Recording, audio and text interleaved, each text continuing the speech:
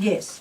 Upon contact with the object, with an object, it, depending on whether it's attachment or aversion that is that ripens, that responds to it, it triggers a good feeling or a bad feeling. So yes.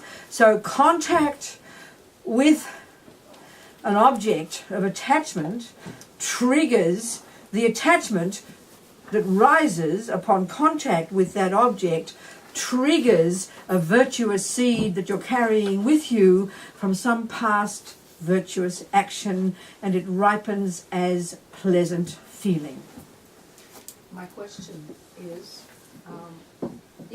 is it possible that is it possible that something that I do, that I want to be moral, that I want to do a virtuous action, is it possible, because I am in ignorance, I do believe in the self, is it that I do things without any attachment? Is it possible? Is it possible to do something without attachment at the moment? Being an ordinary that it's not person. based in attachment. Being an ordinary person with ignorance who clings to the self, the question is it possible to do something without any attachment? Right, because... Is that what you're asking? Yes, ma'am. Okay. Pretty difficult. Until you realise emptiness, we're going to have attachment. Because it... My other question... But just wait. Okay. You're just glossing over it as if it's so not important. It's because I want to bring you somewhere, logically. Well, are you being clever or are you asking a question? I hope I'm asking a question. Well, good. What is it? Okay. So, how can I do virtuous acts if everything is based on attachment, what I do? Because you haven't only got attachment. You just told me you've got virtue. I mean, you've got to go one step at a time. Because you said that when I trigger feelings that are good feelings, it comes from attachment, but the feelings... The good feelings come from my past. Yes, from virtue. Nothing to do with. No, that's right. It's past virtue. But just because you've still got attachment doesn't mean there's no virtue there. Okay. Is there? Otherwise, we will be in trouble. We'd be the animal.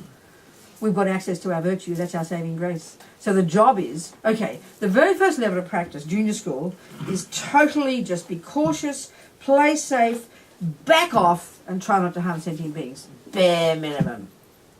Main emphasis there is on the morality of restraint, refraining from following anger and attachment and not doing the action with our body and speech. There's not even discussion about looking at your mind yet. That's too advanced.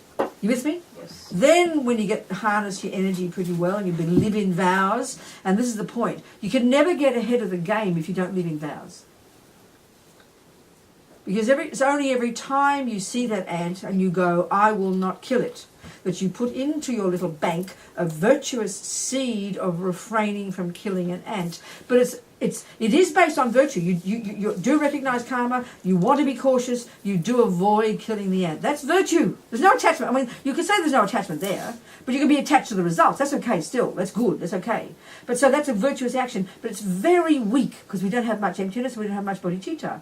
So it's a very weak little seed that's popped in. But if you do it in the context of vows, Rinpoche says it's super potent. It's a much more powerful seed that you leave. And not only that, 24 hours a day you're dropping seeds into your bank vault, even when you're asleep, because of the power of vows.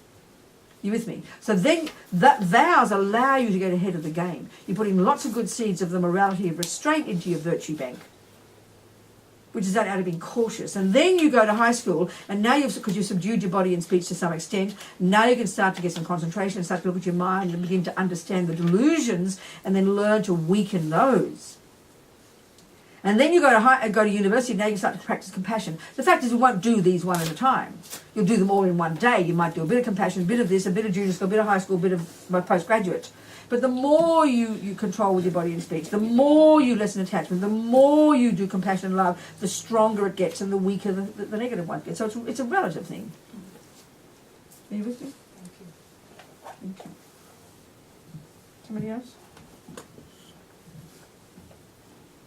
Nothing? Yes. So so I'm trying to understand this too. So when I'm doing something so-called bad... Give an example, simple example. Raping someone. And I feel good by it. Well, of course, because it triggers lots of good feelings.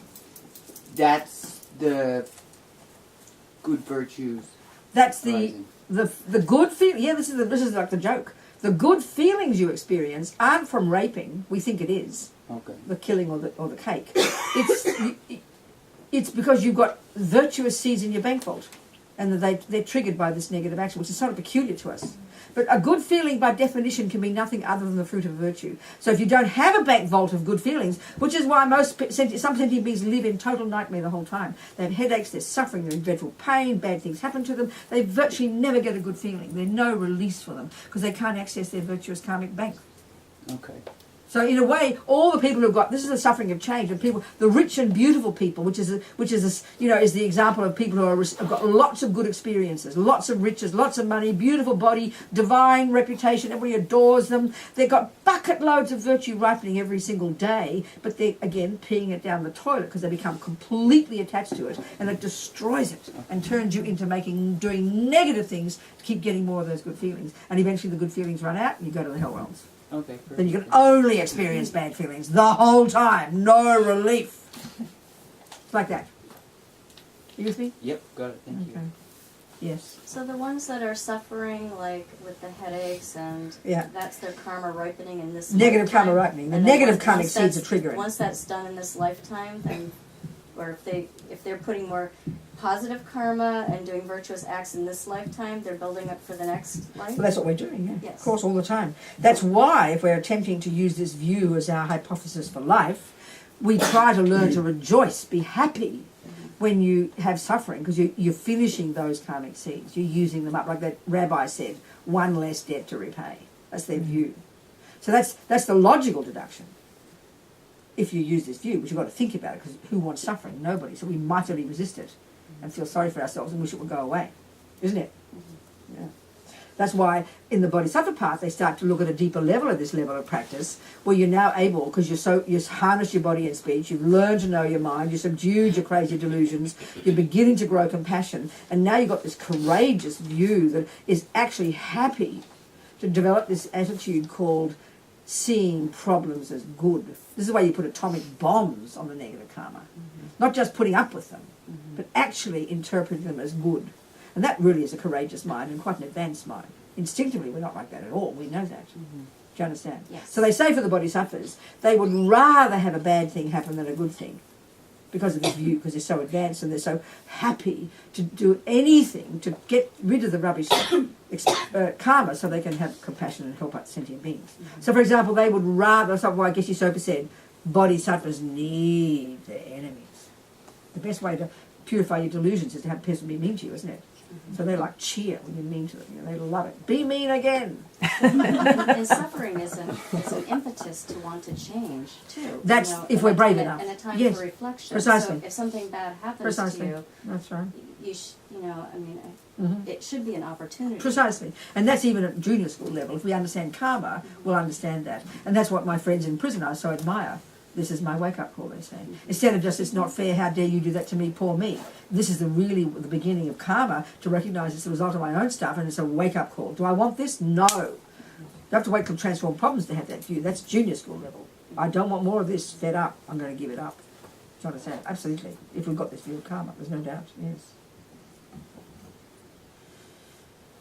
So it's against the natural thing, like Milarepa said. I think Ramyeshi quoted Milarepa as saying, whatever's Dharma is the opposite to what the world does. Just whatever the world does, Dharma's the opposite. It's pretty simple to see, you know. And it's so, because it's so pervasive, because we're living in a world that has the philosophy of samsara. This is what samsaric philosophy is. We're living according to this philosophy, and the entire world is. So you don't see any option. So it's really hard to go against it, you know, to even understand it, because it's so primordial. And the deepest suffering is the one of all pervasive, which is, as I said, it's like you're born in a body of a junkie, which means you need to ingest junk to survive, and the world you occupy is literally made of junk. It's the only way, for me, to say what all pervasive suffering. So it's impossible not to follow samsara unless you're really courageous and you're going upstream, you know. It's very painful. That's why we have to learn to know logically what it all means. And that's why all the lamas say, because the habits are so strong. Actually, there's an interesting way to... Okay. So, you know, we hear about all these practices we get a bit confused again in Tibetan Buddhism. There's just bucket loads of endless practices. You never quite know what practice is. Is it mantras? Is it prostrations? Is it this? Is it water bowls? Is it watching my mind? Is it breath? We just don't know. It's too complicated, you know. But I find a really helpful way to think of it, to frame it. The job of being a Buddhist is to change your mind. That's the bottom line. The bottom line is don't follow delusion and follow virtue. That's the bottom line. That's when you begin to actually change your mind and gradually turn it into the mind of a Buddha. But to get to that point is stupendous. Most of us don't have enough courage. Most don't have enough ability to even see that our mind plays a role. As Lama Zopa says, the vast majority of all humans on this earth have no idea that what goes on here plays any role at all, because we're sucked into the outside world 100%. So it's really hard to get to this point of actually changing your mind. It's a stunning job to do. So the way the Tibetan approach is, which is the Vajrayana, we've got to do lots of, as they call it, purification first. So again, we go, religion, you know. So the way for me is a really simple example. I like this one example. I always think of Michael Jordan. I'm sure he's a great-grandfather by now. But I think of Michael Jordan. And you go to basketball, and you see these amazing guys, and they're from every end, every angle, they're getting the balls in the hoop like crazy, aren't they? And it looks sublimely simple, doesn't it? You get all excited. Hey, Michael, please show me how to get the ball in the hoop. So he'll go, well, first of all, go lose 50 years, but apart from that, go study for 5 years, all basketball philosophy, go work with a team and get fit and go jogging and do this and eat that and do this and learn to bounce balls and blah for several years, and then come back to me. Hey, Michael, you didn't hear me. How do I get the ball in the hoop? So we know what he means. You're not ready. You can't just walk up casually. You've got to practice for years. You've got to prime your body and your mind. You see what I'm saying? That's what they mean in Tibetan Buddhism by preliminary practices, by purification, creating merit. You're priming your mind and your body. You're removing lots of garbage delusions from your mind that are preventing you from even seeing that you have a mind and that you should change it.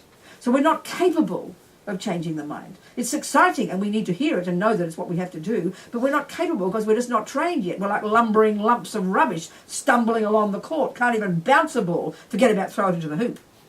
You see what I'm getting at? That then makes sense that all the practices in Tibetan Buddhism, the things that have been developed for centuries in this tradition, which have become entrenched in the tradition, and often they're not explained in the way we understand, so it's like you've got to get hold of it as you go along. It's not that easy, you know. They're all the preliminary, they call them preliminary practices. Well, that's going off and training and getting fit and learning to bounce balls. Now you can come onto the court and start getting balls in the hoop. But it'll take you years to get to the point of the essence of basketball. Same here.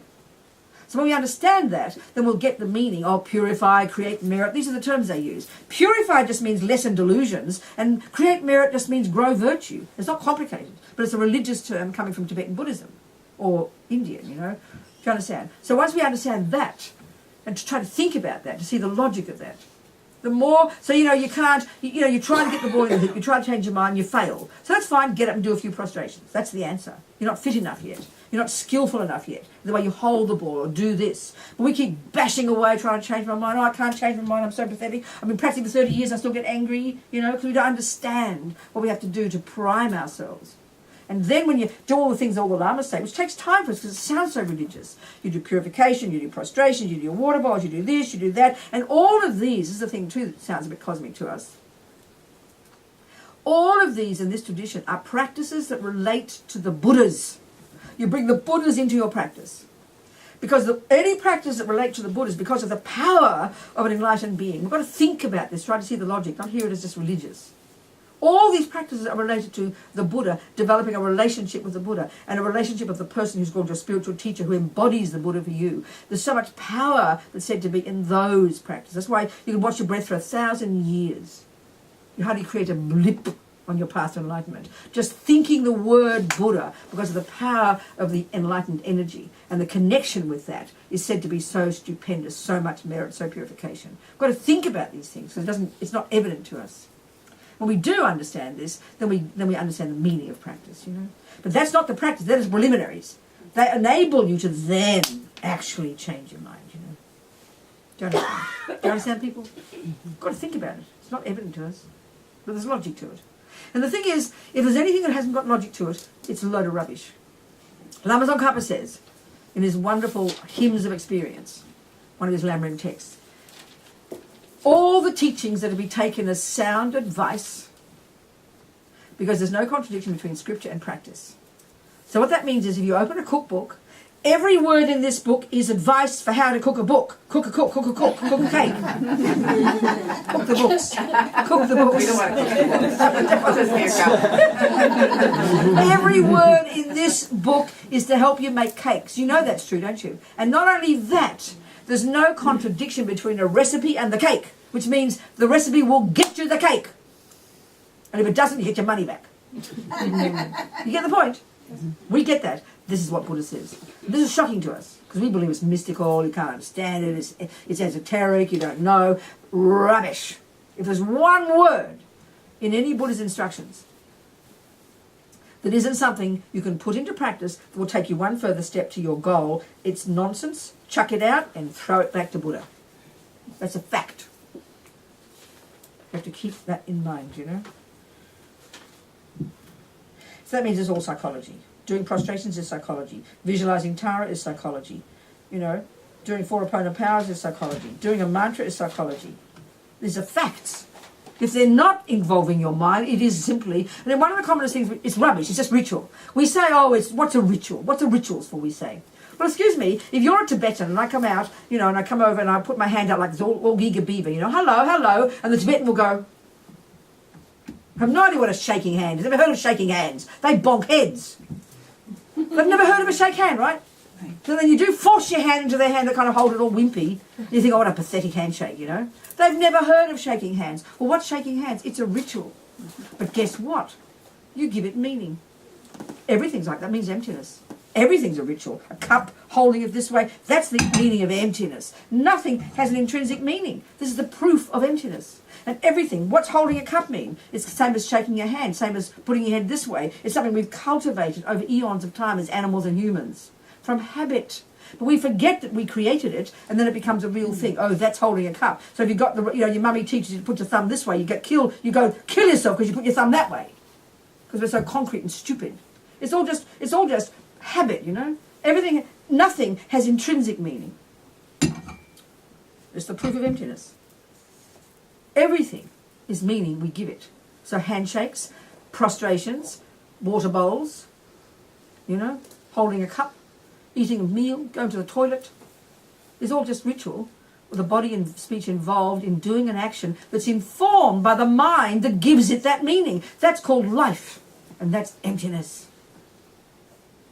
So if there is anything that doesn't have meaning, it's a load of nonsense, it's superstitious crap. Please don't do it. And if you don't know the meaning yet, well, put it on the back burner. Don't panic. Leave it there. And when the time is right, you'll look at it again and you'll find the meaning. And if there actually isn't meaning in it, then it's nonsense. Don't do it. This is has to be true. This has to be true. So I have to think like that, you know. Mantras, it's psychology. What else is it? It's a word, and words are thoughts. Prostrations, you put your silly old body going down, your silly old body's coming up again. Has no meaning in its nature at all. It's the meaning you give it. You're putting your body down on the ground to prostrate, to subdue your mind, you know. How fortunate. To the Buddhas, you say the Buddha's name and you say it. You're giving it all this rich meaning. So guess what? That's what causes it to be that action and will bring that result. There's no meaning from its own side, but nevertheless it does function as purification. That's what Lama Tsongkhapa says. There is no meaning from the side of anything, but nevertheless it functions. This function business is massively important. There is nothing from the side of the object, but nevertheless it does function. That's the trick. Everything's like that. So the more we understand emptiness, the more we'll understand the practices. And the more you do the practices, the more you'll understand emptiness. So you sit there doing all your prostrations, and before, because you're purifying like crazy, you're priming your mind, and then again you think about emptiness and the penny will drop. That's because you did your prostrations. The ball will get in the hoop because you did 47 joggings, you know, around the block. The same logic. Same logic. So you've got to know where all the practices fit, what you're trying to accomplish, what's the purpose of it. Don't just do it blindly, and then follow Tibetans and, you know, go slurp like this because Tibetans bow deep. You know, you go, oh, you bow deep because Tibetans do it. You don't need to. You can if it's truly from the heart, you know. It's up to us. Buy into these things. See the meaning of it.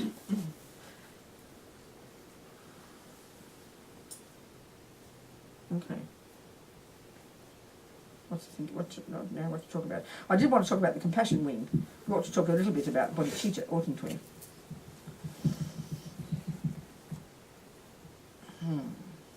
Or we ought to talk about the teacher, I think. That might be a good idea. This business of teacher, it's a tricky one for the West. You hear, when you get into Tibetan Buddhism, it has a massive role, central. And again, because it's so entrenched in the system, it's hard from the outside to see the meaning of it. It seems so esoteric to us, so mystical. There's no real kind of equivalent. There sort of is equivalent in our culture. So that's why we have to think about it, using ordinary examples. So one of the commonest questions is, do I need a teacher? Well, it seems to me, if we look at our lives, I find this very helpful. If we look into our lives, I don't think, since we're born, there's a single thing we've learned that we haven't learned from another person. Even you read books, who do you think wrote the books? Persons. So it's sort of logical. You don't sit there arrogantly trying to reinvent the wheel. You don't have to go and spend hundreds of thousands, hundreds of millions of dollars trying to come up with what a cake recipe is. You just ask your mum. Kind of simple. But before you ask your mum, I always use that example because that's how I learned to first make a cake. I asked my mum. I have to have done my due diligence, obviously. Check that she's a valid cake maker. What do? I taste her students' cakes, my sisters. I listen to her peers. They say she's a valid cake maker. I've tasted her cakes too. So, you've done your due diligence and you've checked up. And so this is always the example I use. When I was 26 and I was a hippie in London, the thought arose in my mind for the first time in my life. I remember the moment. I think I'd like to make a carrot cake. I was a hippie, right? I remember vividly, I want to make a carrot cake. And then I thought of my mum. Well, she was in Melbourne. I didn't go especially, but I was going anyway to Melbourne, so I figured I'd ask Mum to show me how to make a carrot cake. We ended up, and I remember it vividly, because I never had that thought before, and that's why the first step in getting a teacher is you've got to want one. You can't shove one down your throat. You've got to want it. The first step is the wish. I want, I wish, I want, I will. You have got to start the ball rolling. And that means you've got to know what you want to learn. Not just, I want a teacher. What kind? Oh, football? Yeah, that'll do. No. Know what you want. That's not easy sometimes. Sometimes we stumble across, So with the cake example, I find it's a great example, simple example. I wanted to make a cake, so when I got home, I said, please, Mum, show me how to make a cake. I'd done my due diligence. Now, this is a crucial point. This is a fundamentally important point. I can't stress this enough. It all says in the teachings, but sometimes we don't hear it properly. Why should I do my due diligence? It's very simple. Because I have no idea how to make a cake. I have no experience whatsoever. So if I said, just walk to any old Joe and said, show me how to make a cake, and they started telling me, I would have no basis for any confidence, would I, as to whether they're telling me the truth. I've never made one before, so I don't know from my experience, but I've done no checking, so how do I know whether I should trust them? I don't, so I'm stupid. So you've got to have confidence first intellectually. And the only way you can do that is by checking. So I checked my mother. I'd eaten her cakes. I checked her students, her peers. They're the things you do. You check the Lama. You check his teachings. You check the students. I remember when I first met Lama Yeshe. I wasn't looking for a guru. I thought it was disgusting to have a guru. I'd been a radical lesbian separatist feminist. The last thing I wanted was a male guru. Believe me.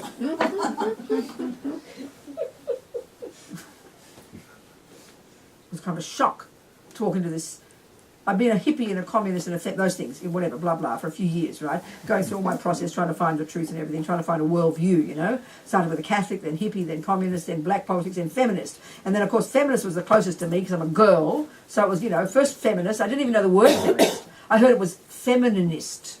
I didn't know what it meant even, And I thought, oh, it's feminist, all right. Then I heard radical. I thought, oh, that's nice, radical feminist. And then of course, being a radical feminist, that started me becoming a lesbian. Naturally, it goes in that direction. So I got all the boys. And then it kept going, because you've got to go to the furthest edge. I always like to go to the outer edge. The next one was radical lesbian separatist feminist. Have you heard of that? Women who realise men are just a complete appendage, a necessary appendage. Don't need them. So we had even my friend Karen, who I was having a relationship with, she had this money. We bought a piece of land up in the bush, and she called it Amazon Acres. And we all lived up there naked on Amazon Acres, us women. Not even the boys were allowed, the little boys, they were allowed to come, you know. We were serious, radical, lesbian, separatist feminists. So then at some point, I remember I wanted something spiritual again after all this. I'd done all this lefty stuff, and then gradually I wanted something spiritual. And then I realised, whatever, I kept moving, you know. And then I realised I had to decide that I had to stop blaming the entire human race. Because when I was a Catholic, all the non-Catholics were the problem. And then I was a hippie, all the straight people were the problem. Then I was a communist, all the rich people were the problem. Then I was in black politics, all the white people were the problem. Then I was a feminist, all the male people were the problem. And I literally had exhausted all options, you know. So who's to blame for the suffering of the world? And then I wanted something spiritual again, and then this marvellous car accident in Melbourne, I was doing karate, and this fellow called Bill Bright, whom I'm eternally grateful to, ran over my foot. He stopped me in my tracks. I was doing karate 6 days a week. I felt I'd found my path. But Mr. Bill Bright, who ran over my foot and stopped me in my tracks, and I always think it was Lama Yeshe popping up and grabbing me because I was going in the wrong direction, you know. That was always what I thought. Mr. Bright is Lama Yeshe. Anyway, I then went to see Lama Yeshe. When I was going to a point there about the teacher. One of my points is this. Okay, the teacher one. I remember when I did Kung Fu. And I was a feminist, right? And I was living in New York. I did this Kung Fu, and I was still a feminist. And I wanted to do it with in a women's dojo, you know, so I found this women's dojo. And I chose it because it was a women's dojo with a woman teacher. And I did it for a year. Then I went back home to Melbourne, and by this point I realised I couldn't keep hating all the human race, so I went to it was karate actually, a karate dojo that was a similar style. And it was a male teacher. I checked him up, looked good class, and I joined the class, and I told him I was a blue belt or whatever colour it was, you know. So he put me into that class. He observed me after one class and then came and told me that I wasn't qualified and he wanted me to go back to the white belts. Well, initially I was beyond shocked, offended, insulted, right? And then I thought about it. And then I realised I'd chosen the wrong teacher before. I hadn't checked. So I learned karate for 1 year wrongly. I chose it for the wrong reason. This is when I first learned, my first time in my life, I learned the necessity for a valid teacher. I'd learned for 1 year, and just 1 year, but I learned wrongly because she was not a good teacher. So I hadn't checked. So that was what I learned, and then that was really powerful for my mind. So I shut my mouth, I swallowed my pride, and I went back to the white belts. You know, it was a good example. So anyway, that was first time in my life. Still, I was a radical feminist by this point, and still the thought of a guru. I remember one time we were living in our house in Melbourne, all us radical lesbian separatist feminists, and one of our friends had gone off to some Christian commune. I can't even describe the derision. She had a guru, you know. I can't even describe the derision we had for this woman. This pathetic, poor, deluded person. A guru was a disgusting word, you know. So anyway, I went to this course, Lama Yeshe, and I was in a state of absolute culture shock. For 10 years, I've been a rolled radical lefty, really extreme, you know, all the way. Living all these outrageous people, these radical lefties and blah, blah, blah, and police and being arrested and demonstrations and severe, you know, heavy-duty stuff. And I come to this bloody 200 people, these hippies. I was backed up 10 years, you know. It was a shock to my mind. And all the women called themselves ladies and couldn't carry the buckets of water because they're called ladies, and the men ran the show. I was just stunned, speechless, you know. I was in a state of I really sincerely mean it. It was so intense on my mind. But I knew this was where I had belonged. I knew it. So it was intense, the process I had to go through. And the second part was, I liked Lama Yeshe. And that was painful for my mind. I was so proud, you know. I just liked Lama Yeshe. I couldn't get over Lama Yeshe. He just totally appealed to me, you know. When I was sitting there in this cafe, after I broke my foot, my leg was in plaster, feeling sorry for myself, and I looked up on the wall and there was this poster, and it said Lama Yeshe. And until this day, 39 years ago, until this day, I still think, I said to myself then, where have I heard his name before? And I still keep thinking, I must have heard it before somewhere. Maybe it's just karma, you know. All I know is that was the name that grabbed me. Not Lama Zopa, Lama Yeshe. I thought, oh, who's he? And only because I wasn't doing karate, I went to the course, you know. That's why I think Bill Bright was Lama Yeshe stopping me in my tracks. So I sued the man. and got $4,000, and then that got me to go to Copan and became a nun, you see.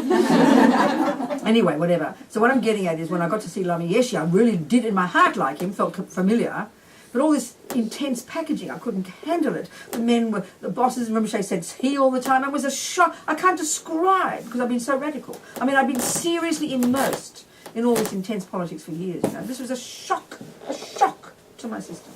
But I stayed. Every day I went to those classes. Every day Lama Zopa talked about the land. I didn't have a clue in heaven what he was saying. One entire month. I had no idea. Lama would come along, I'd feel relieved. Thank God, I'd say. It makes sense, you know. Lama Yeshe just, whatever he said made sense to me. It was amazing, you know. Then I stayed for a second month and did a Chen Rezi retreat. But even then I couldn't stand these wretched visualizations of these wretched male deities, so I used to visualize girls, you know. It wasn't Tara, it was Chen Rezi, but I refused to visualize a male deity, so I visualized a white female one. I was very stubborn. So it took time to move my mind, you know. But the thing that kept me, they said that you're the boss. Not in those words, but you have to check up. And if it's not valid, leave. If it's valid, you stay. So I knew I had to use my logic, and that's what sustained me. And then I heard the word karma. The one word I got from Lama Zopa's teachings was the word karma. Even I didn't know what it meant, I knew that's what I'd been missing all my life, you know. That's for me since the beginning has been the most intense teaching, which is the one that I created myself. That's so powerful. And then I realised I've got egg on my face. Because if I created me, you know, and men abused me, then guess who created it? I was probably a rapist in the past life, so then I was quiet. Because you have to own it, you know. That's something I sound so powerful. So powerful. Anyway, Lama Yeshe, I checked the same. It was like my mum. I checked the students. I remember recognising the students. I remember Yeshe Kado was there, this young nun, Lama Yeshe's attendant. Other students, I remember admiring the students. Naturally I thought that. They look like good quality products, you know, of this teacher.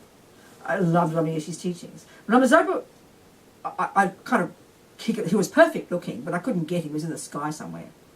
I couldn't get him. I knew he was perfect. It took me 10 years to recognise him as my teacher, you know. It was interesting.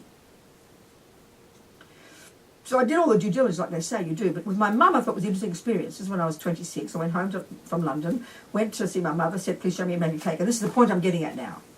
The first time it occurred to me to make a cake, and then, as Lama Yeshe said, the Four Noble Truths, Lord Buddha taught the Four Noble Truths all those years ago, but they don't become real for you until a person shows you the Four Noble Truths. So cakes didn't become real for me until my mother, in that kitchen, I remember the day, the moment, I can see the kitchen now, and the cake she told me. It wasn't a carrot cake, it was an apple and walnut cake. I remember it. So everything was ready. I'd thought about it, I'd checked, she was valid, I was confident, and I did what she said. Put 2 eggs in, darling, beat them up. I didn't say, why not 6? I shut up and listened, because I was confident. And I made a cake. And I remember it. So, you know, even not joking here, you know how they talk in Buddhism about transmission from one mind to the next? They talk about initiation, empowerment, all these words. Well, guess what? I received the blessing from my mother, from her lineage of cake makers going back thousands of years, because she was a knowledge holder of cakes, wasn't she? She had real experience of cakes. Where'd she get them from? Her mummy. Where'd she get them from? Her mummy. If there'd been any point, a break in that lineage, cakes would be myth. You think about the meaning of oral tradition. It's serious. So she showed me, and I listened. My mind was ready. My mind was primed. I heard the instructions, and I received, if you like, the transmission from my mother. This is what it means. It's not something religious or mystical. It's logical. My mind was open. Wanted it. I was ready. I got it. Even now, I haven't made a cake 20, 30 years. I bet I'd make a good one again, because I got it. So, that's the Guru. Same. Except here we're talking Buddhahood. That's all. Kung Fu, cakes, or Buddhahood. Choose you whatever you want. Same deal. And the point is, you're the boss. My mother knew how to make cakes since I was born. She had enough common sense not to shove it down my throat. She had to wait for me to be ready to request her. Can you imagine how happy she was? Finally, Bobsy asks. You know, I'm her Bobsy. She didn't shove it down my throat, because you can't. And this is the thing about, you've got to be ready. So let's say I met my Kung Fu teacher was Mr. Lee, another one, later, in England. When I was a nun, I did Kung Fu for a couple of years in London. And I checked on him, and I could see his class. He was valid, you know. So imagine if Mr. Lee had met me a few months before, I decided to go and ask him to show me Kung Fu. And he could see my potential for Kung Fu. And imagine if he dragged me by the scruff of my neck into his Kung Fu class and said, "You learn Kung Fu!" I'd sue him, wouldn't I? He could see my potential, but I wasn't ready. I hadn't asked him. Do you understand my point? My mummy did not shove it down my throat. I had to be ready. This is the really big point. Lama Zopa Rinpoche, I met him the same time as Lama. Like I said, it was 86, when Lama passed away. 87, 11 years. From the time I met Lama Zopa until I realised the penny dropped that he was also my guru, it took me 11 years to recognise. So my mind wasn't ready. So Lama Zopa just treated me like a friend, would crack jokes, "How are you?" whenever he saw me, you know. I even had a dream after I became a nun. 78. I met in 76, became a nun February 78, and I had a dream. I was at Nalanda Monastery, these ruins in India. We're all there as a group. I recognised it later from being there. But all the students were there, and Lama Zopa called me out.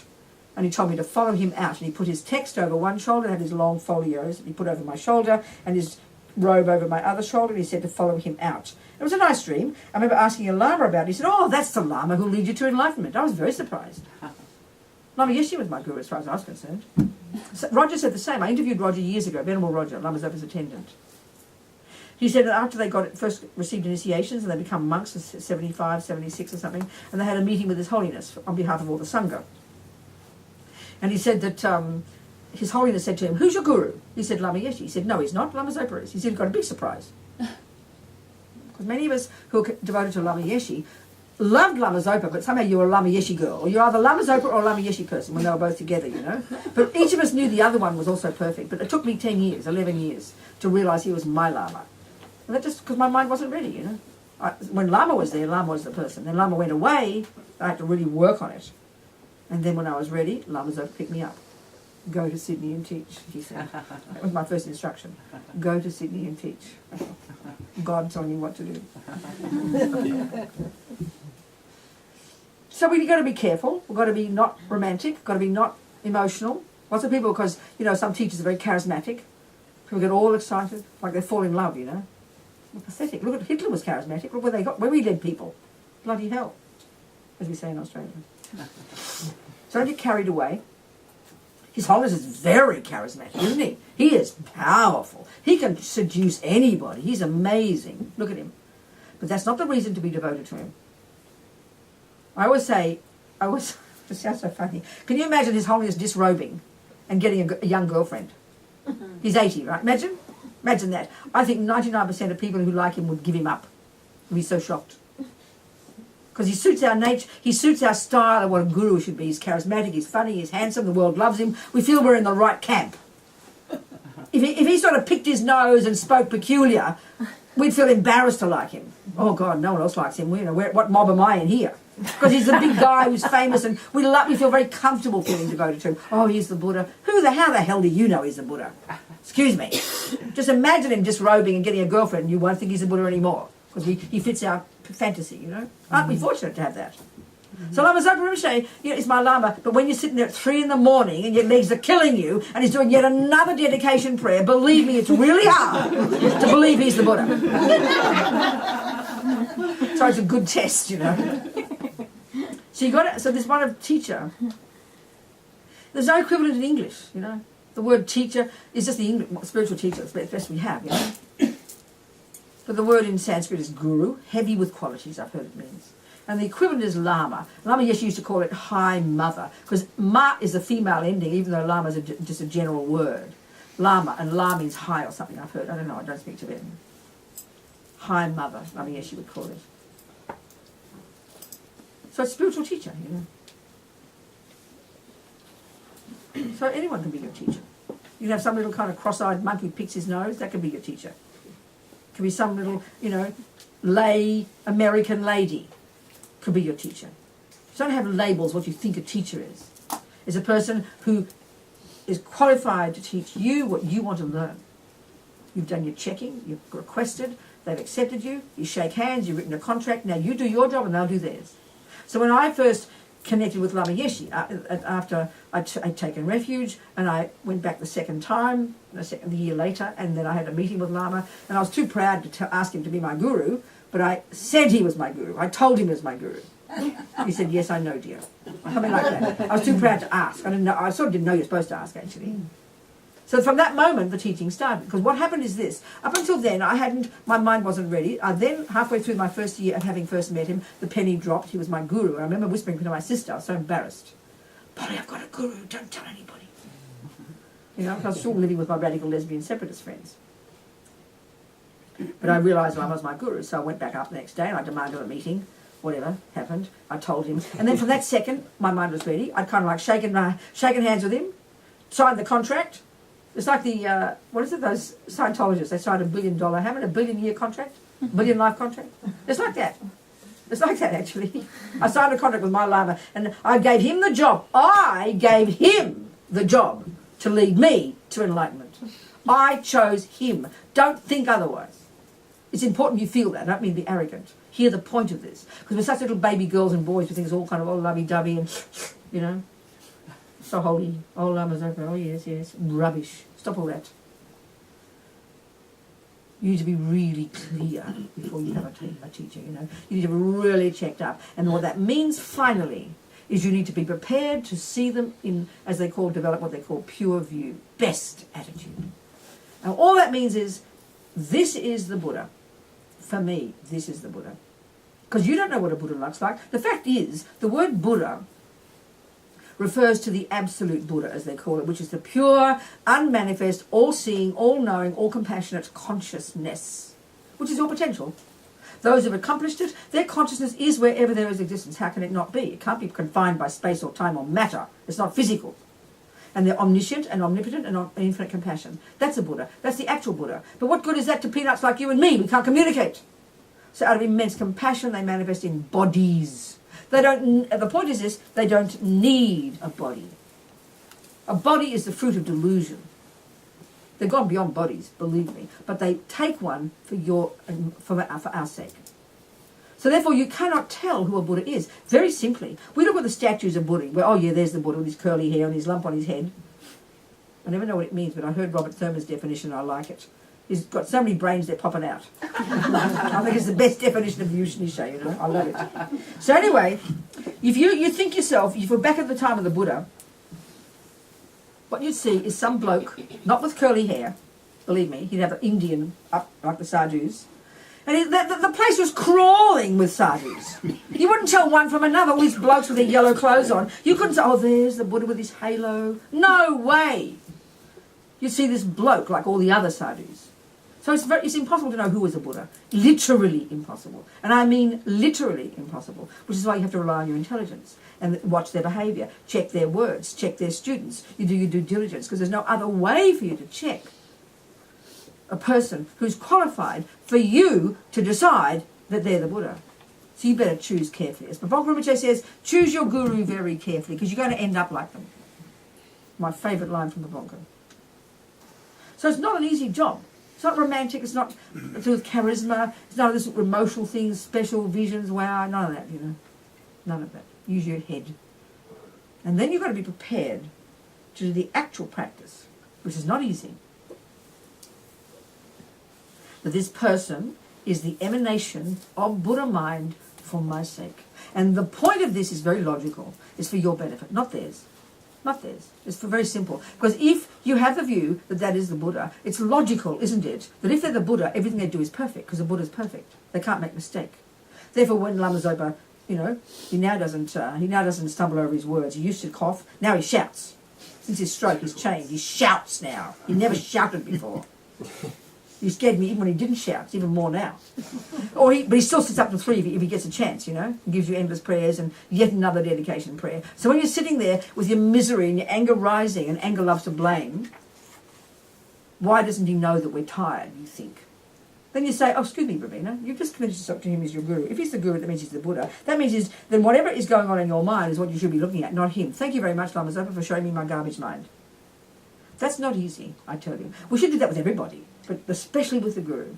then you're going to get all the perfect realizations come. Because the job is to cut your delusions. And if your guru shows you delusions, aren't you lucky? You know, I've asked Lamas questions maybe half a dozen times. One time he ignored me. One time he said, what are you asking me for? One time he said, I don't care what you do, as long as you do what's most beneficial. You know, things like this. So, you know, it's up to you. Guru devotion's the job that we do. Your guru can be dead. Lama Yeshe passed away 30 years ago. He is my guru. He's present tense for me in my heart. And all your practices, this is what all the Tibetan Buddhist practices are geared to do. Of visualizing the Buddhas, so I did this morning with Tara, it's your guru. That's where all the blessings come. That's where the experiences come. That's where the purification comes. That's where the merit comes. That's where the work comes from. That's how you purify your mind so you can get realizations easily. That's the preliminary practices. That's the that's all of the jogging and the going on a diet, you know, to prime you to get the ball in the hoop. Best practice, key one. But you've got to be clear. You've got to choose carefully, and once you've chosen, you're in for 5 million lives, like the Scientologists say. You're in for the long haul. You're in from here to Buddhahood. Any questions about that? Any things that arise? Problems, conflicts, difficulties, questions?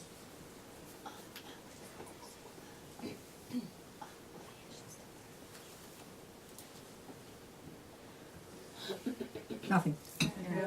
Where are you? Yes. Yes, I'm Christine, by the way. Yes, darling. Does your guru has to be a lama? Can it be a nun or a monk? Like I said before, the word guru is Sanskrit, and the Tibetan equivalent is the word lama. So what do you deduce from that? A lama. It has to be a lama. No, but no, excuse me. What does the word guru mean? Teacher. Heavy with quality, heavy with knowledge. So the word lama means hind mother. It's the term, please hear carefully, it's the word used to refer to the person you have decided is your spiritual teacher. So what do you get from that? What are you deducing from this? Well, that it has to have these qualities of a teacher. Right. So where does it say male or monk or Tibetan? No. That's right. So like I said before, it can be that American lady. I said it before. Lama, you have an assumption of what a lama is, which is a Tibetan person with slit eyes who's wearing robes. As soon as they're Tibetan with slit eyes, you think, oh, there's a lama. Oh, look, there's a lama. I'm not saying you said that. You didn't say that. Excuse me. That's very common. Oh, this must be a lama. He's a geshe, you know. You might have the label geshe, have the label Tibetan monk. Oh, he's a lama. Excuse me. He was superstitious. He could be some maniac.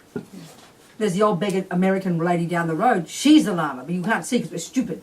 Because you have all these exceptions of what a lama is. I didn't say you. Sounding rough as usual. Are we communicating here? Are we communicating? Yes, ma'am. Sweetheart? Yes. Okay. Yeah. If you've done like Kala Chakra, You mean the highest Tantra initiation? yeah, High Yes, Tantra, yes, with His Holiness, yes, and then you do your visualizations with His Holiness. yes. So, but he's not like, I mean, he's one of your teachers, but So what do you mean by one of your teachers? That's your well, decision. What do you mean what do you mean he is one? What do you mean? Who told you? He is a teacher. He's a teacher. Why? Why? Why is he your teacher? Well, What's the reason why he's become your teacher? How come he became your teacher? Who made him your teacher? Well, because I read Dharma books. Excuse me, who made him your teacher? Well, I did. And how did you make him your teacher? What was the procedure you went through to make him your teacher? I made the conscious decision to hear teachings by No, His Holiness. you made the conscious decision to take a tantric initiation. And Because that- whoever you take a vow from, even the purest way, Rinpoche talks this way, to take refuge, lay vows, bodhisattva vows, tantric vows, you will only take them from a person. That person you take them from will become one of your lamas, so you better be ready for that. So you don't have a choice once you've taken those. That's why you've got to be careful before you take any of those things, because that person will become, you will choose that person to be your teacher, because you've decided to ask them to give you refuge, lay vows, bodhisattva vows, tantric vows. So your teacher, because you've decided to go into this process, he is therefore one of your lamas, yes. Yes, so prior to that, Lama Zopa, You can have 100,000 lamas. Who Okay. says you have to have one? Okay. Where's it written you have to have that one? was where I was confused. I know that, but where's it written you can have one? It How have isn't. you heard you can have a... Who's ever told you you're going to have one teacher? Have you ever heard of only having one piano teacher? No. Well, I had my mother when I was 5. I can't have any more teachers. Who told you that? It's just superstition. We all think these weird thoughts. I don't know where they come from. We all ask the same questions. It's fascinating. Do you understand, darling? But they do talk about your root lama. Well, that's the term. that's But sort that's of where what do you think it means? What does it sound like it means? Well, that would be the person who I would think that I would need to go to for No, nothing to do with that. advice. Nothing to do with that. No. It means your mummy lama, Oh. your heart lama, the one you feel closest to, the one who's touched your heart most, the one you feel closest to. That's your root lama. Okay? But then the really best practice, let's say one lama is your main lama, and then you have a session with His Holiness, and even though he's like the top lama among the lamas, that doesn't mean he becomes your top lama. Your top lama can be that little, one who picks his nose and crossed eyes, that nobody else knows about. You understand? That can be your main mummy lama. But all the others are also your lamas, in all different shapes and colours and sizes. But when you do the practice properly, when you realise that all these different individual bodies are all emanations of the same Dharmakaya, the same Buddha mind. You can say, and Rinpoche says, that really when you come to the consciousness level of pure mind, Buddha mind, there's only one Buddha. There can't be more than one. You can't, if you're enlightened and I'm enlightened, we're in our consciousness is pervading space. Our consciousness don't kind of bump into each other in the sky. I'm my Buddha, you're your Buddha. There's no longer a sense of separateness. So there's really just one Buddha when it comes to the Dharmakaya, enlightened mind. But there's billions of forms in which each individual Buddha manifests to benefit sentient beings. So from your point of view, the people you've chosen as your Lama, you practice thinking them all equally as manifestations of the same Buddha mind. Even though you still have your heart Lama, that's fine, no contradiction. Yes, the second part of that, is there a Can you hear, you people, can you hear? is there a second, is there a formal process to obtain your heart Lama? Yeah, well if he's dead you can't. No, but I know, of course. Best is you go there, prostrate 3 times, make an offering and request. Best. But if you can't, many people have His Holiness as their root Lama. But you don't have the chance to ever meet him in person. That doesn't stop you from having him as your root Lama, because you do all the work. And you'll receive all the blessings. And then one day you'll be like that little Tibetan boy who was asked, have you ever met His Holiness? He says, oh yes, he comes and teaches me in my dreams. If you really practice hard, that'll happen. But if yes, of course, that's the ideal. That's what happened with me with Lama Yeshe. I didn't know the procedures. So I informed him he was my Lama. Yes, I know you, he said. But that second he started teaching me. That second I started to get uncomfortable. Because I just gave him permission to work on my mind, didn't I?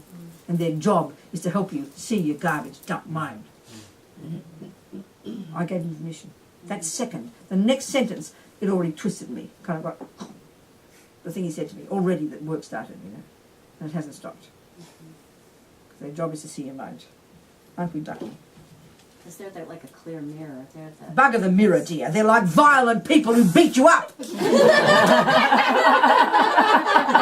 Yeah, okay, mirror. Sure, whatever you like. Mirror is good. Mirror's good. They mirror the bad Mirror stuff. work. They mirror that's precisely. That's their job, to show you your mind. Yeah.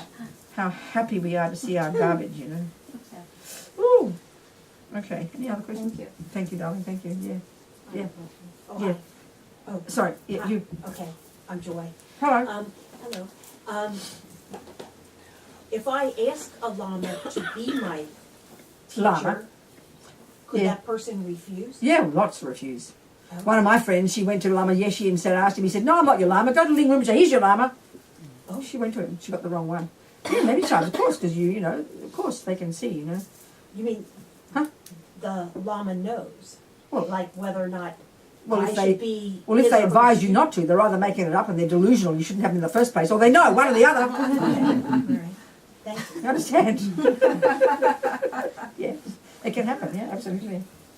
Or, often they might say, well, give it 6 months and see how you go. Then, give people calm down, because people get excited sometimes, especially if the person's charismatic. They calm down, they think about it, and they change their mind. So it depends on the person, it really depends on the person. Really depends on the person. One person I know, Kendall's mother. She was literally working around the world meeting lamas, looking for her lama. Is he the one? Is he the one? Is he the one? Then she finally met him and he said, kind of like, where have you been all this? I've been waiting for you. Oh. Kind of classic stories like that, you hear. It's very funny. So yes, Jane, go on. What's the point to make? So I have a question about karma.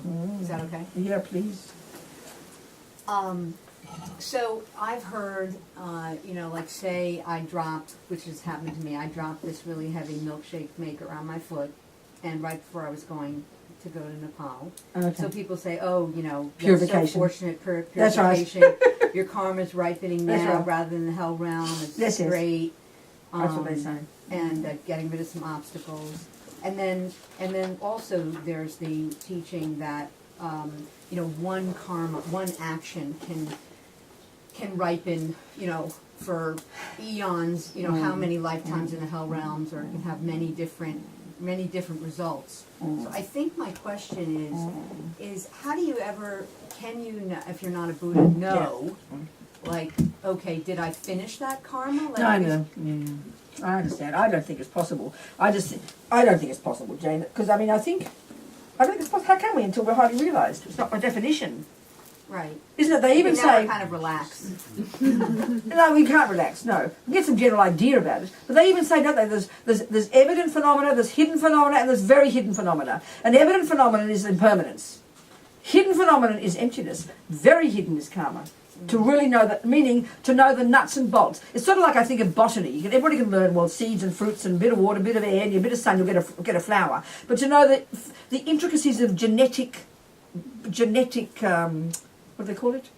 When they do all the genetic things of the veggies, really intricate, exactly. Well, no, even more than that. Excuse me, even more than that. Can you imagine the skill you'd need to know exactly why that leaf is shaped this way, why that one comes at this point, why that rose is shaped? It's like virtually impossible. The intricacies of the laws of botany are beyond stunning. Karma the same. It's only when you're omniscient can you see it perfectly and correctly. All the pieces of the puzzle will fall into place. I think we can get general ideas.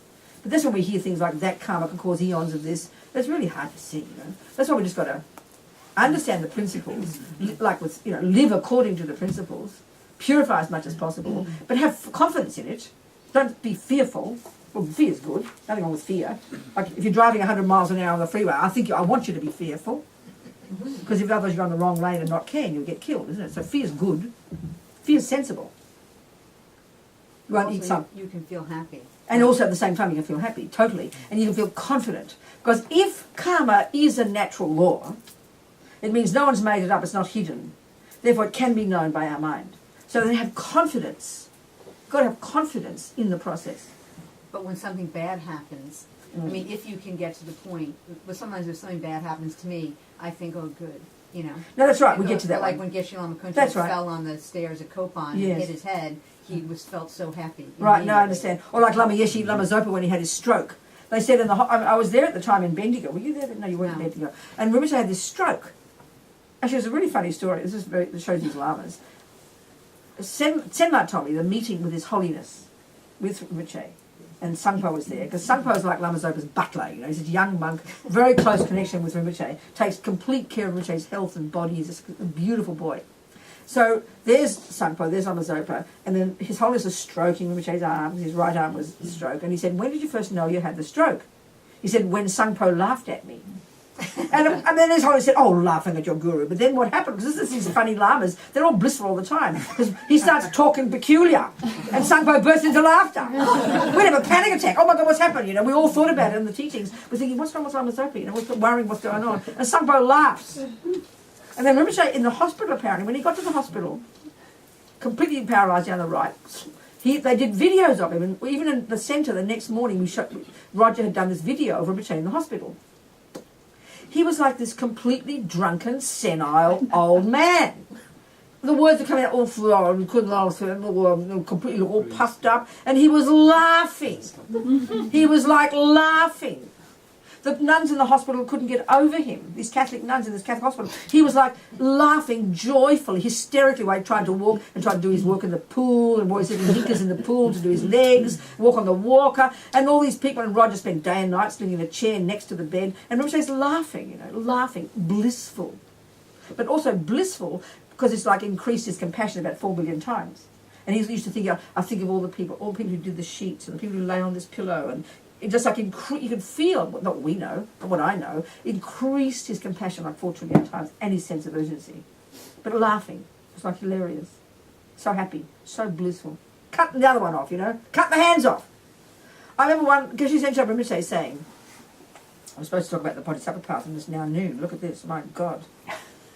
Okay, I remember Geshe Sencho saying, this particular level Bodhisattva, I forget what level, the action, he said, of cutting off his hand and feeding it to a starving animal is as inconsequential as a leaf falling off a tree. So that's inconceivable to us, but what it means is gone beyond ego, stopped all the delusions, quit attachment, quit delusions, quit anger, quit nonsense, grown to such degrees that we can't conceive of in our culture of infinite compassion for sentient beings. He would have been blissful at the thought of this animal getting some food.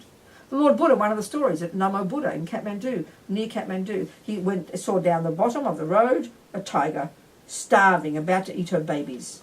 He was so overwhelmed by compassion for the mummy tiger. He cut his arm to have the blood come, and he threw his body to the mummy tiger and offered himself. This is just madness as far as... We hear these saint stories, This is like that. Ego gone. Emptiness complete. Infinite, infinite, infinite compassion. So blissful when bad things happen. Blissful. Because every time something bad happens, it's an atomic bomb on the delusions, and the delusions are what are preventing you from having compassion to help sentient beings. So they will do anything at all costs to trigger the delusions to get rid of them. So happy when bad things happen. And this is what we have to start to practice. It's like huge, And it's amazing when we can begin to even theoretically think this is good. But there's got to be logic to it. And the logic is that's the end of that negative karma. That negative karmic seed just triggered. Wow, fantastic. Like that rabbi said, one less debt to repay. That's a great analogy. Yeah. So we didn't have time for the Bodhisattva path. But I told the kitchen would be ready at 12:30, or even 1 o'clock I said. Maybe we're ready now. We can pack our bags before lunch. I think we're finished. Don't you think? What, Felicity?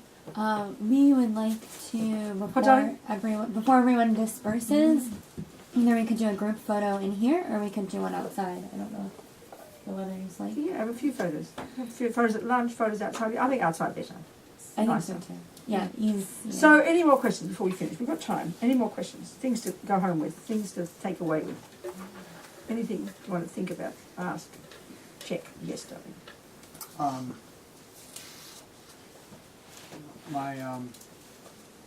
My daughter is taking medication for bipolar. Mm-hmm. How does she manifest as what they call bipolar? She has manifested both. But in what way does she behave? She's been both very depressed and manic. Both. Okay. And what are her good qualities? So many. Right. Yeah. How old is she? And she's 21. Living with you still? No, not right now. But she's in the close proximity. Okay. So I see her regularly. So, this is the trouble, I mean, this is the thing for me. When I hear this thing, you hear about, I remember one mother in some course, she's in tears, my daughter throws chairs at me, what'll I do? And the first thing I said was, like to you, what are her good qualities? And if she's got good qualities, she will be fine. Love her for who she is. Support her. Speak to the better part of her. Don't speak to the bipolar. Don't even use that label. Join the club, Dave. She's got attachment and aversion. No, I know. We are all bipolar. And I say that with absolute sincerity. The more I understand Buddha's model, the more this makes sense. But the world makes it this massive concrete, and then you despair. I'm this mentally ill person. The fact is, so you just love her for who she is, and don't talk to that part of her. Talk to the best part of her, because that'll help that part of her come out. Speak with the respectful part of her, the intelligent, the loving, and have confidence in her wisdom. And don't try to solve her problems. You do beautifully, sweetheart. I trust your wisdom. You'll be great. You're fantastic. Praise like nectar all over her every day, and then she can hear it. But if you keep buying into her negative, that's what drags us all down to hell. Right. It's real. You watch it like a hawk, but Right. she's a big girl now.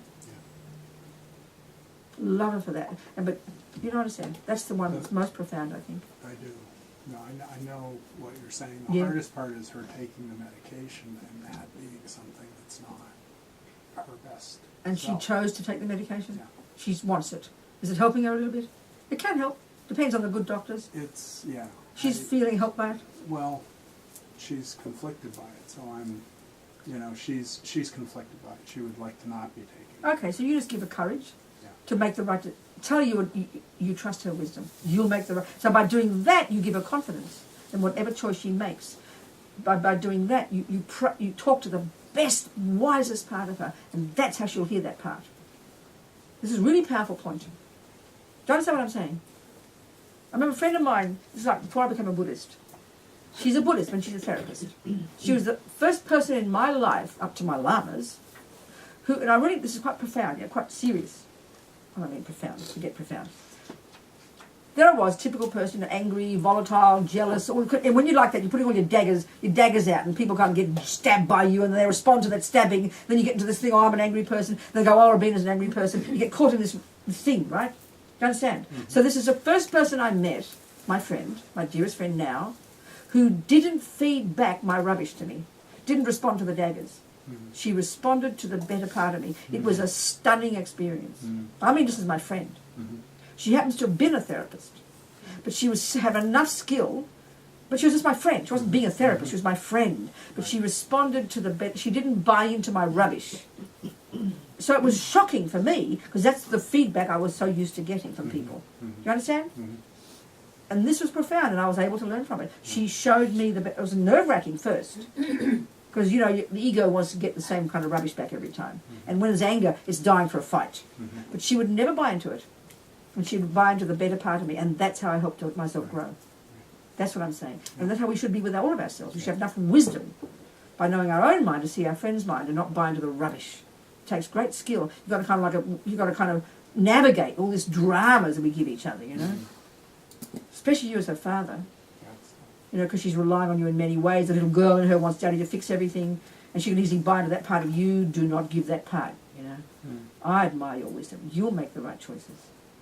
And that'll give her, if she's brave enough, she'll learn from that and become confident and make her own choices and feel she's in charge of her life, That's my feeling. Time to go home? Have lunch? I want to read, can we got 10 more minutes? Sure. I want to read Amitabha's prayer. Lama Tsongkhapa's praising of Amitabha's, but I can't, I keep forgetting to put up the text. Sharon, get my computer, please. We'll read this lovely prayer to aspire to be, to praising Amitabha's, requesting, like yearning to go to Amitabha's Pure Land, which is our option if we, to a perpetuum rebirth, to get a good mummy in a good Buddhist family, so we can keep meeting the Buddhist path and not wait till we're 65 to meet the Dharma again. That will be helpful. And so we can keep on moving on our spiritual path, meet our spiritual teachers, meet our spiritual friends. Or we leap into the Pure Lands and go quickly, get enlightened and come back and take millions of bodies in the in the human realm and helping sentient beings. Is this prayer in the gold book by any chance? Is it what? In the gold FPMT book? No. Which book? No, it's in this book. It's in this book that's out now. That's free on the download. The Death Book. Okay. It's in there. I'll be reading it from there. So if you don't have much faith in the Buddha, that's okay. Relax, listen to it. If you do, then think about it. I'll just read it as a dedication, okay?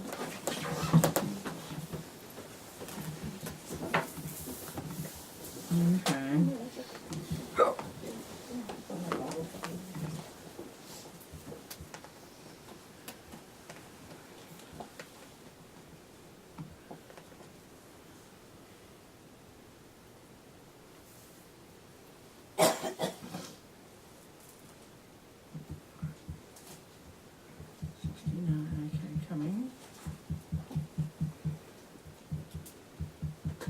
This is what's called one of the 8 prayers for the dead, but traditionally is read in the Gilug monasteries. But Rinpoche says, of course, you don't need to wait till you die to say it. Hopefully, before you die, you can say it. The first of the 8 prayers is the king of prayers. This is a really famous one. Everybody says, and Rinpoche says, guaranteed you go to Amitabha's Pure Land if you do that regularly. And then the third one is this one. It's okay. Just contemplate the meaning of the words. It says Amitabha and Amitabha, and they're the same. One is the Nirmanakaya aspect, and one is the Sambhavakaya aspect. Same Buddha, really. I pray to Buddha Amitabha, teacher of gods and humans. Your excellent activities give endless benefit to beings. Remembering you just once pushes away the fear of the Lord of Death. Your mind always generates compassion towards beings like a mother towards her only child. Many times the good qualities of the supreme paradise, Sukhavati, were praised by Lord Buddha. By compassion's power and prayers to be born there, I will explain whatever I can. This is Lama Tsongkhapa talking. Blocked by thick ignorance of the points to be abandoned and obtained, the chances for beings to reach a higher life are killed by the weapon of anger. We are locked in samsara's prison, bound by the rope of desire, and carried away by the great river of karma into samsara's ocean. Adrift in suffering's waves of sickness and old age, swallowed by the sea monster's mouth of the ruthless Lord of Death, and buried under a load of unwanted sufferings, I'm unprotected and moaning with depression. My mind aspires to witness a destitute person's only friend, the Saviour, Amitabha. You are accompanied by the great Bodhisattva, Lord Avalokitesvara, and surrounded by a supreme entourage. Please don't forget your unwavering promise to benefit us, made for immeasurable eons by generating the Bodhisattva mind. By the power of that, I supplicate you respectfully to come here through the force of your miraculous powers and compassion, just like the king of birds flies through the deity's path of the sky. By depending on the power of amassing the ocean-like 2 collections of virtue accumulated by myself and others throughout the 3 times, I pray, Amitabha, that you, together with your 2 chief sons and your entourage, will stay close to me at the time of my death and protect me. Please, Buddha, may I see you directly along with your entourage. At that time, may very strong faith in you arise in me. May there be no extreme pain at the time of death. Without forgetting, may I remember the object of my faith. At the moment of death, may the 8 bodhisattvas come to me with their miraculous power and show me the exact path to travel to Sukhavati. Because of that, may I be born from a lotus into the precious pure land of Sukhavati with sharp faculties and among the Mahayana race of beings. As soon as I'm born, may I retain everything previously learned about concentration, selfless bodhicitta, endless ability, confidence, and so on. May I achieve immeasurable collections of good qualities. May Amitabha, his entourage, and the Buddhas and Bodhisattvas of the 10 directions have confidence in me. And may I receive the complete Mahayana teachings, understanding them exactly as intended. Through miraculous power, may I go unobstructed to the many Buddha fields, completing all the great Bodhisattva actions. Even though I take birth in the pure realms, may I be drawn by the great power of compassion to go without obstacles and through miraculous ability, mainly into impure lands, that means the human realm, etc., to help others. May I teach the Dharma to all beings exactly as fits each one's ability. Because of that, may I be able to establish them in the perfect pure path praised by the Buddhas. May I quickly complete all excellent activities and easily achieve Buddhahood for the sake of the vast numbers of beings. One day when this life's activities are finished, may my mind become full of faith and compassion from being able to see you clearly, Amitabha, surrounded by your ocean of disciples. As soon as the appearances of the intermediate state come to me, may the 8 bodhisattvas show me the unmistaken path. Because of that, may I be born in Sukhavati and then emanate into impure lands in order to save beings. Even though I may not always be able to achieve such a supreme state through all my lives, may I always achieve the basis of a perfect human form. May I strive at hearing, contemplating and meditating upon the explanations and realizations of Buddha's teachings. May I never be separated from the basis of a human form, ornamented by the 7 qualities of the higher realms. In those lifetimes, may I always achieve the ability to remember all my previous existences with exact clarity. Throughout all my future lives, may I see samsaric existences without essence. May I be attracted to nirvana's qualities. Because of that, through Buddha's excellent teachings on Vinaya, may I renounce the world and enter the monastic life. When I become a monk or a nun, may I not commit any of the natural bad deeds, nor break even the slightest of Buddha's precepts. May I be just like Bhikshu Mitugpa, achieving great enlightenment by completely developing the heap of ethics. Throughout all my future lives, may I exactly understand the way for purely clearing away the mental afflictions. Then may I achieve the excellent collections of recollecting everything without exception that I previously learned. including the branches of perfection, and holding in mind the words and meanings of the Dharma. May I achieve the pure confidence to teach without obstacle to others I behold. Also throughout all my future lives may I enter the samadhis called going courageously and so forth, and may I gain the flesh eye and so forth, and may I achieve the 5 clairvoyances such as the miraculous ability to know faraway objects and so forth. May I never be separated from these abilities. Throughout all my future lives may I achieve great wisdom, which makes me able through my own power to discriminate between the points of what should be developed and what should be abandoned. May I achieve clear wisdom, which is able to discriminate even the subtle details of the mental afflictions and the pure virtues exactly as they are, not mixing them but keeping them separate. May I achieve quick wisdom, which is able to terminate without exception all lack of understanding, wrong views and mental doubts as soon as they arise. And may I achieve profound wisdom, which gives me the access to the scriptures of Buddha's excellent speech, so that without becoming stuck, I may understand the unfathomable depths of meaning. In summary, with the wisdom free from the faults of perverted wisdom, may I become just like Venerable Manjushri, with a skillful teacher's wisdom that keeps a clear understanding of the teachings of the Buddha's meanings of the Buddha's teachings, and enables me to perfect all the Bodhisattva's transcendental activities. Like that, with wisdom that is great, clear, quick and profound, may I take care of other fortunate ones with kindness, destroy wrong views, and please the knowledge of all through teaching, debating, and composing scriptures on the various branches of Buddha's teachings, becoming a completely perfected scholar. Throughout all my future lives, may I be free of holding thoughts that mainly cling to my own purposes, and may I stop all laziness and cowardliness toward the great activities of the Bodhisattvas. Then may I become skillful in the Bodhisattva mind, which willingly takes on the purposes of others with a brave mind perfectly complete. By that may I perfect all Bodhisattvas' activities and become just like the Venerable Avalokitesvara. Also throughout all my future lives, when working for the benefit of myself and others, may I subdue all demons, extremists and opponents with wrong views through the skillful power that enables me to complete all the perfect bodhisattva activities, becoming just like the Venerable Vajrapani.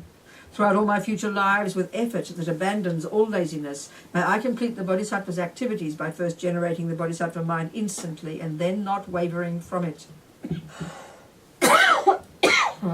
Through the great effort, may I find incomparable Buddhahood, becoming just like Buddha Shakyamuni. Throughout all my future lives, may I be able to overcome all sicknesses of body and mind that are obstacles to achieving enlightenment.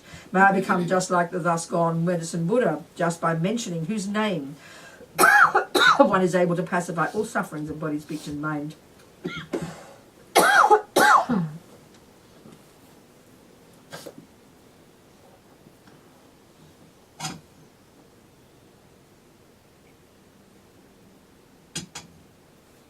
Also, throughout all my future lives, may I attain whatever length of life I wish for, becoming just like Buddha Amitayus. Even by saying his name, one is able to subdue all untimely death.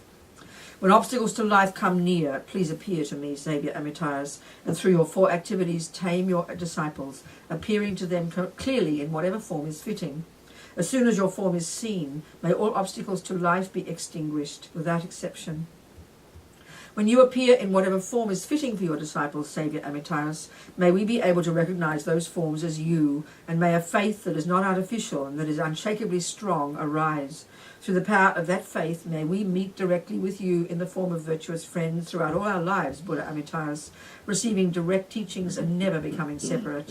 Throughout all my future lives, may I be held in the kindness of a fully qualified Mahayana virtuous friend, the root of all ordinary and transcendent good qualities, and may that teacher become very happy with me. At that time also, through the power of a strong, unshakable faith towards my virtuous guide, may I only perform activities that will please my teacher with all 3 doors of my body, speech, and mind. May I not do anything that would cause my guide to become displeased for even an instant. Having pleased my virtuous friend, may every holy instruction be bestowed without leaving anything out, and may I diligently practice. Understanding whatever meanings are taught, may I strive to be able to accomplish them completely. May I not become influenced for even an instant by misleading friends or non-virtuous teachers. Throughout all my lives, may I have reasoned faith in cause and effect, renunciation, the altruistic wish for enlightenment, pure view, and all knowledges entered into effortlessly, experienced without break. Throughout all my future lives, may the roots of all virtues I perform through my body, speech and mind serve to benefit others, becoming a cause for their pure enlightenment. Excuse me. So we dedicate, with this marvellous prayer, all those wishes, all those seeds we planted have gone into our mind. Every one of those seeds, every one of those thoughts sowed a seed. You couldn't imagine such blissful thoughts, oceans of them. So may we nourish those thoughts from this second forward with our efforts, in developing compassion, wisdom, never giving up, working on ourselves, never giving up, benefiting others, never giving up. That's the key, never giving up. Bodhisattvas think in terms of eons, as His Holiness says. And I figure that your mind is, given our mind is endless anyway, well, what, you can't give up, can you? No choice. So you might as well keep going. Okay. What are we going to say, Felicity? Any prayers? What prayers do you do? Was that enough? That'll do, won't it? That's everything, isn't it? Yeah, maybe we can do His Holiness and Lama Zopa's long life prayers. You want to? Okay. Yeah. Get them out. If people have the gold book on your table, maybe we can have some people share that are in the back. Page 36. In the gold And if you have any other lamas, you pray that for their long life as well, because we all need our lamas badly.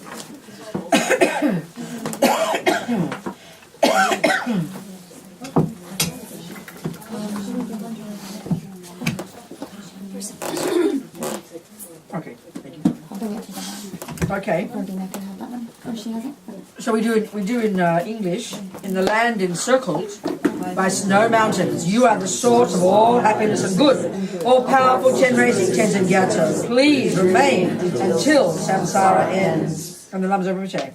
And you who uphold the subduer's moral way, who serve as the bountiful bearer of all, sustaining, preserving, and spreading Manjunath's victorious doctrine, who masterfully accomplishes magnificent prayers honoring the three jewels, say to myself and others, your disciples, please live long. All right. And may Milarepa Center grow magnificently and fulfill the vision of Lama Zopa to have this massive, marvellous, delicious, divine, fantastic retreat center here. So people will come running to stay here to receive the Dharma and get enlightened.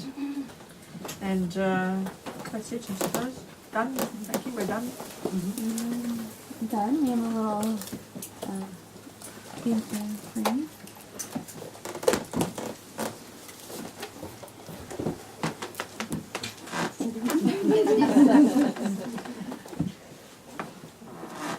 Venerable Robina, we thank you so much for being with us this weekend Good job. and giving us beautiful teachings. And we ask for your presence for the Copan here in Vermont in July of 2017, if you can please. Good. I'm happy to come back. That'll be the summer, won't it? Yeah. All right. Thank you, dearest one. So I put it on here. Just put it on here. Good. There we go. There. Good.